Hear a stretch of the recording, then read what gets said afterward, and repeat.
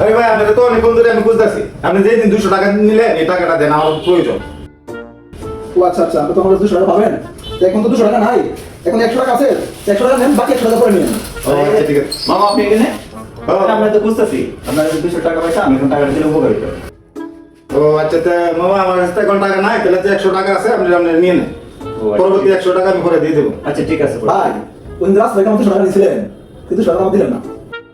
ও কি করি মাত্র টাকাটা পাইলাম। আচ্ছা ঠিক আছে 100 টাকা নেন আর 100 টাকা পরে দেবো।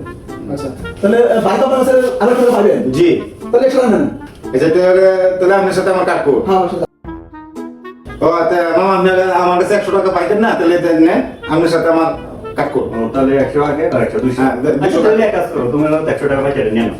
ও আচ্ছা, তাহলে ভালো হলো, টাকা 200 টাকা পাই গেলাম। তাহলে সব ভালো থাকবেন। হ্যাঁ ভালো। আচ্ছা ঠিক আছে। আচ্ছা, আসসালামু আলাইকুম। ওয়ালাইকুম সালাম।